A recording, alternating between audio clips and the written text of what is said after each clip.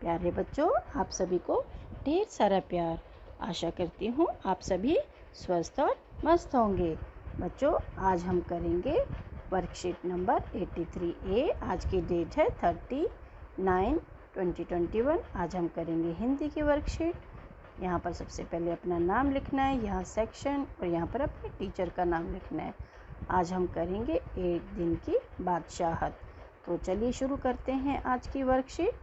यहाँ से आशा है कि आप सभी ने पाठ एक दिन की बादशाहत बहुत ही उत्साह से पढ़ा होगा। आइए आज हम उस पाठ से संबंधित कुछ रोचक प्रश्न करते हैं। तो बेटा, नीचे प्रश्न संख्या 1 में नीचे कुछ गद्यांश दिया हुआ है पाठ में से लेके, और इसमें से प्रश्नों के उत्तर आपने देने हैं। तो चलिए पढ़ते हैं सबसे पहले गद्यांश को। आरिफ और सलीम दोनों भाई परिवार के सदस्यों की हर रोज़ की रोक टोक से परेशान थे।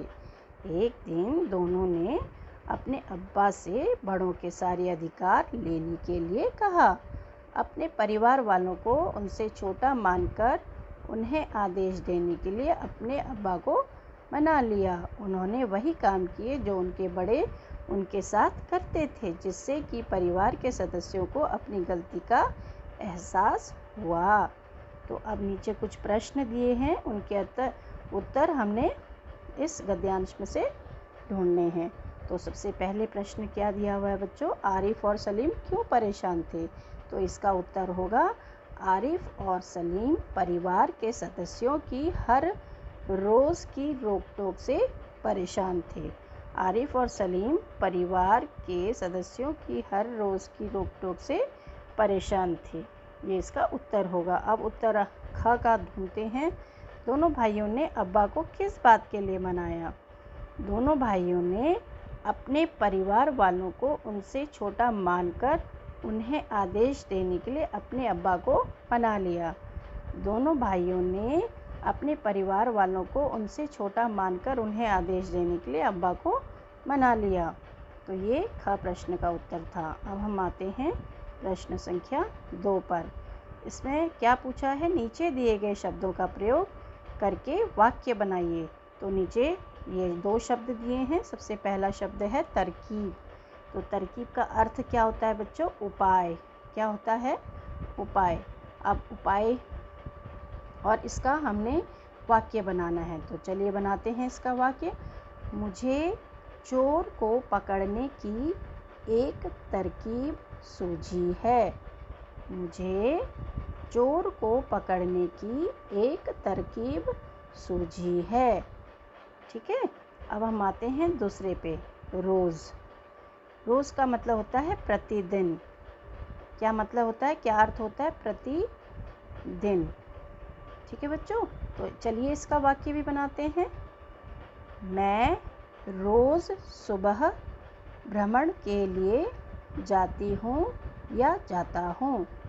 मैं रोज़ सुबह भ्रमण के लिए जाता हूँ या जाती हूँ।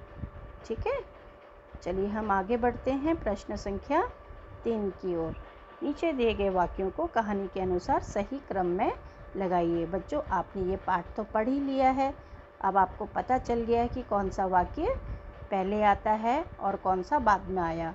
तो आपने नीचे दिए गए वाक्यों को सही क्रम में लगाना है, जो उल्टे क्रम में लिखे गए हैं।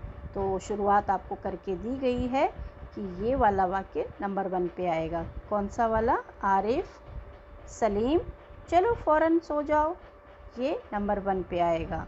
और नंबर 2 पे आएगा ये वाला। ये नंबर 2 पे क्या है ये वाक्य? बस कीजिए अब्बा, फ़ौरन ऑफिस जाइए, 10 बज गए। ठीक है। अब नंबर 3 पे ये वाला आएगा, जैसे हम रोज़ सिर्फ मिर्चों के सालन से खाते हैं। जैसे हम रोज़ सिर्फ मिर्चों के सालन से खाते हैं। और चौथे पे ये वाला आ जाएगा, स्कूल जाते वक्त एक चवन्नी जेब में डाल लिया करो, क्या हर्ज है। ठीक है बच्चों। तो आपको समझ आ गया। यहाँ पर 4 1 आपको दिया हुआ है, यहाँ पर 3 और यहाँ पर 2। तो इस तरीके से हमारा ये भी प्रश्न समाप्त हो गया। तो अब हमारा बातचीत का सेक्शन है। आओ बातचीत करें। प्यारे बच्चों, साथ दिए चित्र को ध्यान से देखिए, इस चित्र को, ठीक है।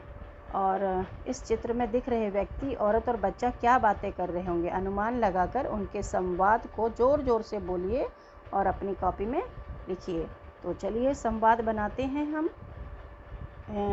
इस बच्चे का नाम हम रोहन रख देते हैं, और ये दादाजी हुए और ये माता जी हुई इस बच्चे की, ठीक है।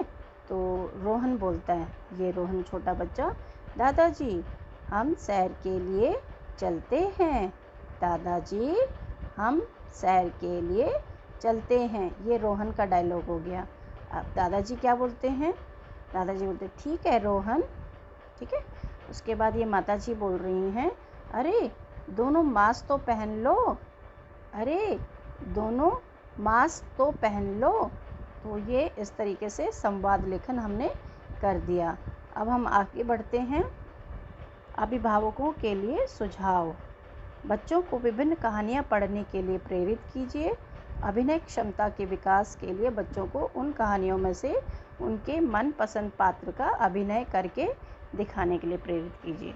तो अभिभावकों के लिए हमारा ये सुझाव है कि वो अपने बच्चों को कोई भी कहानी, चाहे वो न्यूज़पेपर की हो, चाहे वो किसी पत्रिका की हो, चाहे वो बड़े भाई बहनों की किताब की हो, उनको पढ़ने के लिए उनको प्रेरित कीजिए, ताकि उनके अंदर कहानी को पढ़ने की जिज्ञासा जगे, उनके अंदर पढ़ने की ललक जगे और उनकी रीडिंग एबिलिटी अच्छी हो, ठीक है।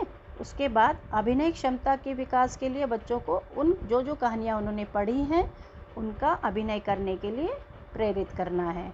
यानी कि अपने जो घर में भाई बहन या आस पड़ोस के जो बच्चे होते हैं आसपास, ठीक है, उन बच्चों को आपस में इकट्ठा करके जो कहानियाँ बच्चों ने पढ़ी हैं उन कहानियों को अभिनीत करना है, यानी कि उनका अभिनय करना है।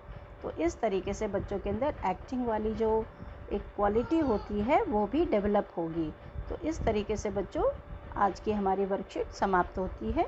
आगे की वर्कशीट में हम दोबारा मिलेंगे, तब तक के लिए बाय बाय।